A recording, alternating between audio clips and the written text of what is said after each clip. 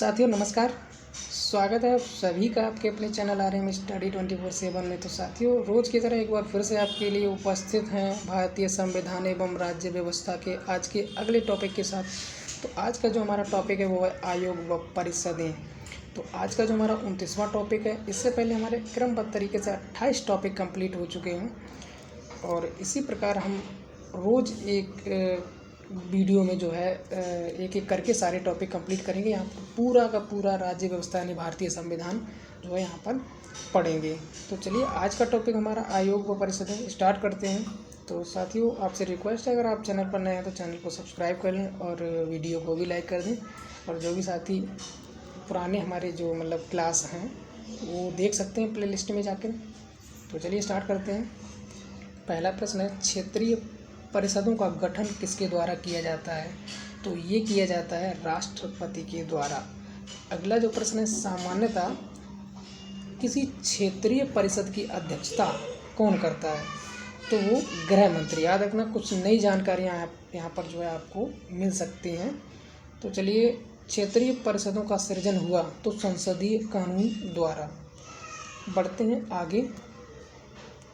तो यहाँ पर अगले प्रश्न में कहा गया कि क्षेत्रीय परिषदों के गठन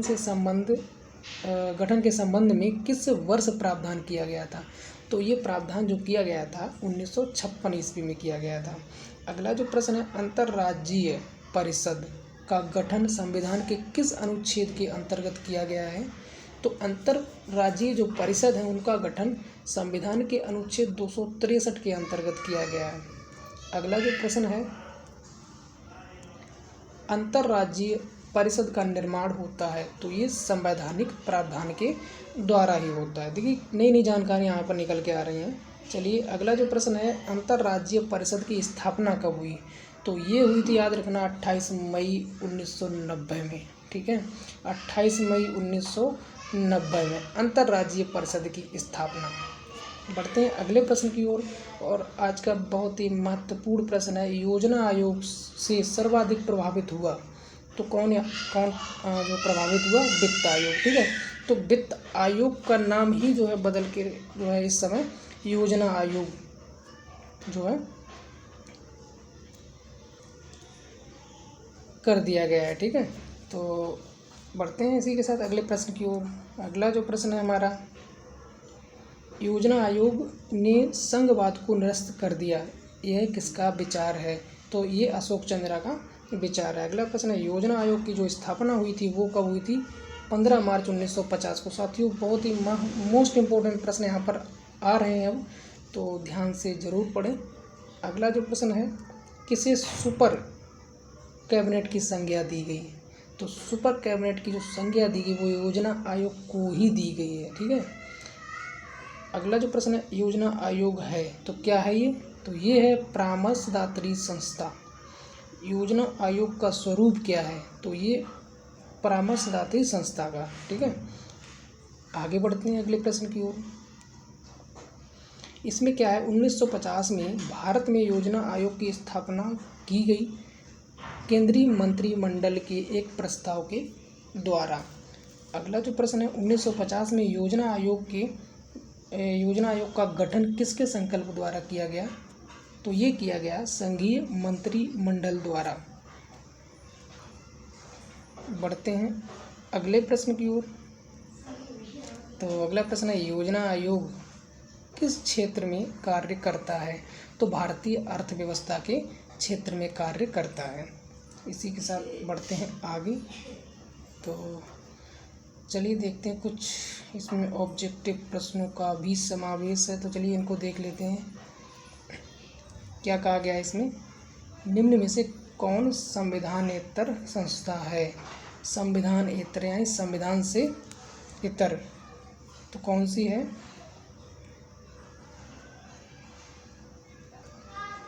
तो ये हो जाएगी हमारी योजना आयोग। Option number C is the right answer. बढ़ते हैं अगले प्रश्न की ओर। देखिए थोड़ा सा ज्ञान यहाँ पर दिया गया है, ज़रूर लेंगे। क्या है, योजना आयोग एक संविधानेतर संस्था है क्योंकि इसका संविधान में कोई उल्लेख नहीं है। वर्तमान में इसका नाम नीति आयोग है। साथियों माफ़ी चाहूँगा, ऊपर हमने कुछ जानकारी जो दी है उसमें थोड़ा सा करेक्शन करना चाहूँगा। ये जो पहले था, लेकिन अब इसका नाम जो है वो नीति आयोग है, ठीक है। चलिए, कष्ट के लिए खेद है, बढ़ते हैं आगे। एक और ऑब्जेक्टिव प्रश्न। तो यहाँ पर जो ऑब्जेक्टिव प्रश्न है उसमें क्या कहा गया है, निम्नलिखित में से कौन सा एक संविधान का अंग नहीं है। चलिए, अभी हम लोग पढ़ के आए हैं वही क्या, योजना आयोग, ठीक है। Option number D is the right answer. बढ़ते हैं आगे। चलिए फिर पढ़िए, निम्नलिखित, ये अगला जो प्रश्न आया है, निम्नलिखित में से कौन सा एक संवैधानिक संस्था नहीं है। फिर वही प्रश्न, ठीक है, क्या है, तो योजना आयोग, ठीक है। चलिए फिर पढ़िए अगला प्रश्न। सारे प्रश्न महत्वपूर्ण हैं, आप लोग अच्छे से समझें इनको।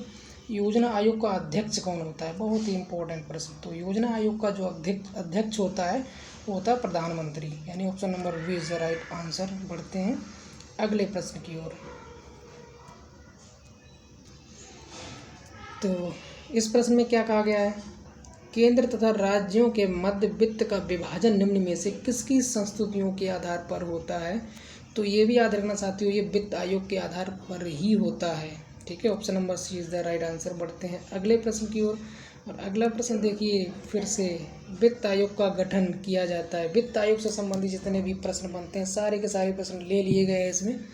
तो वित्त आयोग का गठन किया जाता है, कितने वर्षों के लिए किया जाता है, तो आप लोग बता सकते हैं इसमें। तो इसका जो है गठन किया जाता है कितने वर्षों के लिए, 5 वर्षों के लिए। Option number B is the right answer. चलिए बढ़िए अगले प्रश्न की ओर। बहुत ही महत्वपूर्ण प्रश्न, एक बार फिर से चलिए देखिए, ध्यान से देखना, ध्यान से पढ़ना, ध्यान से सीखना। यहाँ पर भारत में पंचवर्षीय योजना बनाने की जो जिम्मेदारी है वो किसकी है, तो वो भी जो है योजना आयोग की ही है। अगला प्रश्न, योजना आयोग का जो प्रमुख कार्य है वो क्या होता है, तो वो है योजना की तैयारी तथा उनका कार्यान्वयन, ठीक है। अगला जो प्रश्न है, योजना आयोग का अध्यक्ष तो होता है प्रधानमंत्री, ये तो मोस्ट इम्पोर्टेंट प्रश्न है। बढ़ते हैं आगे। तो योजना आयोग से संबंधित जितने भी महत्वपूर्ण प्रश्न सारे प्रश्न इसमें ले लिए गए। योजना आयोग का पदेन अध्यक्ष कौन होता है, तो वो भी प्रधानमंत्री, ठीक है। योजना आयोग का उपाध्यक्ष किसके समकक्ष होता है, तो वो कैबिनेट मंत्री के समकक्ष होता है। और अगला जो प्रश्न है, राष्ट्रीय विकास परिषद का अध्यक्ष कौन होता है, तो वो भी होता है प्रधानमंत्री, ठीक है। अगला जो प्रश्न है, पंचवर्षीय योजना को अंतिम अनुमोदन देता है, पंचवर्षीय योजना को अंतिम अनुमोदन देता है तो राष्ट्रीय विकास परिषद। बढ़ते हैं अगले प्रश्न की ओर। तो यहाँ पे कहा गया है कि पंचवर्षीय योजनाओं के मसौदे को अंतिम रूप से कौन स्वीकृति प्रदान करता है, तो योजना आयोग। अगला प्रश्न है, राष्ट्रीय विकास परिषद का मुख्य संबंध होता है, तो ये होता है पंचवर्षीय योजना के अनुमोदन से। अगले प्रश्न को देखते हैं, भारत की पंचवर्षीय योजना अंतिम रूप से अनुमोदित की जाती है, तो ये राष्ट्रीय विकास परिषद के द्वारा। अगला जो प्रश्न है, राष्ट्रीय विकास परिषद के सदस्य नहीं होते हैं, तो राज्यों के राज्यपाल नहीं होते हैं, ठीक है। अगला जो प्रश्न है, राष्ट्रीय विकास परिषद का उद्देश्य क्या है, तो ये पंचवर्षीय योजनाओं का निर्धारण व उन्हें सुनिश्चित करना। अगला देखिए, वित्त आयोग क्या है, तो ये पंचवार्षिक निकाय है। वित्त आयोग की स्थापना किसके द्वारा की जाती है, तो राष्ट्रपति के द्वारा। अगला है, वित्त आयोग के अध्यक्ष की नियुक्ति कौन करता है, तो ये भी राष्ट्रपति के द्वारा की जाती है। अगला देखिए, वित्त आयोग का गठन कितनी अवधि के लिए होता है, तो 5 वर्ष के लिए होता है। राष्ट्रपति वित्त आयोग का गठन कितने वर्ष के बाद करते हैं, तो 5 वर्ष के बाद, प्रत्येक 5 वर्ष के बाद करते हैं। अगला प्रश्न देखिए, तो वित्त आयोग, नीति आयोग, योजना आयोग, सारा कुछ इसमें सम्मिलित है। वित्त आयोग का प्रधान कार्य क्या है वो देखना है, तो वो है केंद्र और राज्यों के बीच राजस्व का वितरण करना। इसी के साथ अगले प्रश्न की ओर बढ़ते हैं। तो अगला प्रश्न है, केंद्र और राज्य में राजस्व के वितरण में सबसे महत्वपूर्ण भूमिका निभाता है, तो कौन, वित्त आयोग। चलिए अगला प्रश्न देखिए, राज्यों के राज्यों के कर भाग को निर्धारित करने का अधिकार किसके पास है? तो ये भी वित्त आयोग के पास है। भारत में संघीय वित्त संबंध रखता है तो वो राज्यों एवं केंद्र वित्त। ठीक है, अगला प्रश्न देखिए। अगला जो प्रश्न है, भारत में राष्ट्रपति को विशिष्ट केंद्र राज्य राजकोषीय संबंधों के बारे में सुझाव किसके द्वारा दिया जाता है? तो वित्त आयोग के द्वारा जो है सुझाव दिया जाता है। भारतीय संविधान के किस अनुच्छेद के अंतर्गत वित्त आयोग का गठन किया जाता है? मोस्ट इम्पोर्टेंट प्रश्न है। अनुच्छेद 280 के अंतर्गत किया जाता है वित्त आयोग का गठन। ठीक है, अनुच्छेद 280। बढ़ते हैं अगले प्रश्न की ओर। और अगला जो प्रश्न है, वित्त आयोग में अध्यक्ष के अतिरिक्त कितने सदस्यों की व्यवस्था की गई है? तो यहाँ पर 4 सदस्यों की। ठीक है, किसके अतिरिक्त? अध्यक्ष के अतिरिक्त। ठीक है, अगला जो प्रश्न है, प्रथम वित्त आयोग के जो अध्यक्ष थे वो कौन थे? तो वो थे केसी नियोगी। अगला 12वें वित्त आयोग के जो अध्यक्ष वो कौन है? Doctor C Rangarajan. ठीक है, अगला प्रश्न देखिए। तो इसमें कहा गया कि कौन सा प्राधिकरण भारत की समेकित निधि में राज्यों को राजस्व का सहायता अनुदान देने वाले सिद्धांतों की अनुशंसा करता है? तो ये भी वित्त आयोग। ठीक है, अगला जो प्रश्न है, संविधान के किस अनुच्छेद द्वारा अखिल भारतीय सेवाओं का प्रावधान किया गया है? तो ये अनुच्छेद 312, याद रखना। अगला जो प्रश्न है, इसमें संविधान के किस अनुच्छेद द्वारा लोक सेवाओं को संरक्षण प्रदान किया गया? तो ये अनुच्छेद है 311। ठीक है, बढ़ते हैं आगे की ओर और देखते हैं अगले प्रश्न को। तो अगला प्रश्न देखिए यहाँ पे। तो देखिए इसमें क्या कहा गया है, चलिए स्टार्ट करते हैं। हाँ, अखिल भारतीय सेवाओं का सृजन कौन कर सकता है? तो 2/3 बहुमत से राज्यसभा। ठीक है, अगला प्रश्न है, भारतीय लोक प्रशासन संस्थान की स्थापना कब हुई? तो ये हुई मार्च 1954 में। अगला जो प्रश्न है, भारतीय पुलिस सेवा का प्रशिक्षण कहाँ होता है? तो ये हैदराबाद में होता है। अगला जो प्रश्न है, सिविल सेवाओं का भारतीयकरण किया? तो ये लॉर्ड लिटन द्वारा किया गया था। आगे बढ़ते हैं आज के अगले प्रश्न की ओर। अखिल भारतीय सेवा का गठन कौन कर सकता है? तो ये संसद कर सकती है। ठीक है, अगला जो प्रश्न है, भारतीय प्रशासनिक सेवा यानी IAS तथा भारतीय पुलिस सेवा IPS को समाप्त करने की सिफारिश किसने की थी?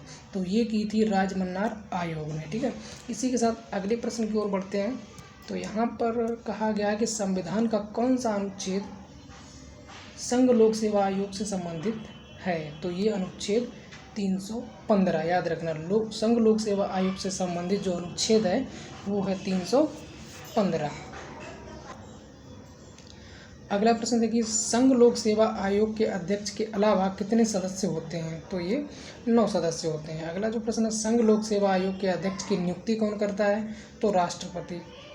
बढ़ते हैं आगे।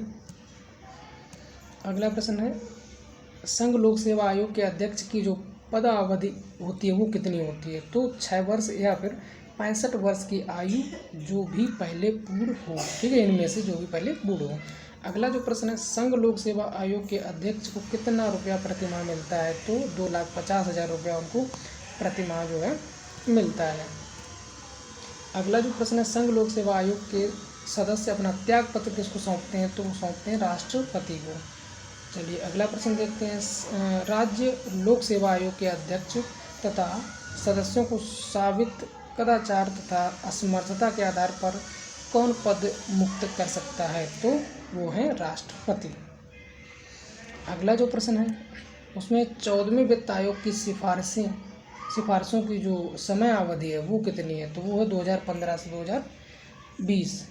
अगला है, भारत की योजना आयोग का प्रथम अध्यक्ष कौन था? तो पंडित जवाहरलाल नेहरू। अगला है, राष्ट्रीय विकास परिषद की अध्यक्षता कौन करता है? तो ये भारत का प्रधानमंत्री। वित्त आयोग कैसी संस्था है? तो आपको बता दिया गया कि ये संविधानेतर संस्था है, संविधान में इसका कोई उल्लेख नहीं है। तो बढ़ते हैं आज के अगले प्रश्न की ओर, किस संवैधानिक पदाधिकारी को उसके पद से पदच्युत करने के लिए महाभियोग की प्रक्रिया का पालन आवश्यक नहीं है? तो ये संघ लोक सेवा आयोग के अध्यक्ष के लिए। ठीक है, इसी के साथ कुछ जो नए राज्य हैं उनके गठन का वर्ष देख लेते हैं।